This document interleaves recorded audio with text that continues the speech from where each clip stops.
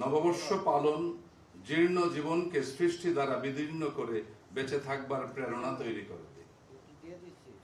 আর সেজন্যই ফেসিবাদের বিনাশ নতুন আলোর পথটাকে উন্মুক্ত করে দেবে, অন্ধকার ছায়াকে বিদায় জানাবে।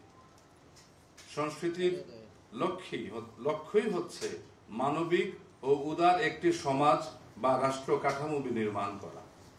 এবারের বৈশাখ হবে সকলের। আমাদের ভূখণ্ডে বসবাসরত সকল জাতিগোষ্ঠী এবারের বৈশাখ বরণের অংশীদারিত্ব অর্জন করেছে। পাহাড় থেকে সমতল সবাই একসাথে বর্ষবরণ উদযাপন করবে।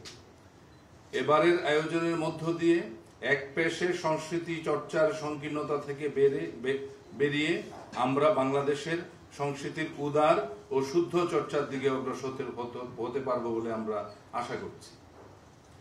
অন্তর্ভুক্তিমূলক ব্যাপক এই আয়োজনের লক্ষ্যে শোভাযাত্রার নামকরণ করা হয় বর্ষবরণ আনন্দ শোভাযাত্রা, যার ছায়াতলে দেশের সকল বহুমাত্রিক সাংস্কৃতিক ঐতিহ্যের প্রতিফলন ঘটবে, প্রতিফলিত হবে বর্তমানের সব শ্রেণীর মানুষের আশা আকাঙ্ক্ষা এবং ফুটে উঠবে শোভাযাত্রার প্রকৃত আনন্দ।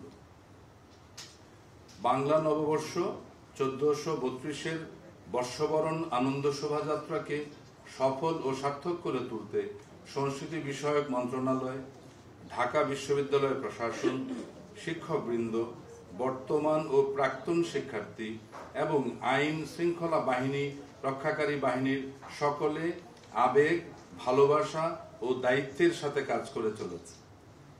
শোভাযাত্রায় সাংবাদিক ভাই বোনদের অংশগ্রহণ এবং আপনাদের মাধ্যমে সকলের মাধ্যমে সকল বয়সী ও শ্রেণী এই বর্ষবরণ আনন্দ শোভাযাত্রায় অংশগ্রহণের মধ্য দিয়ে আয়োজনকে সফল করে তোলবার আন্তরিক আহ্বান জানাচ্ছি।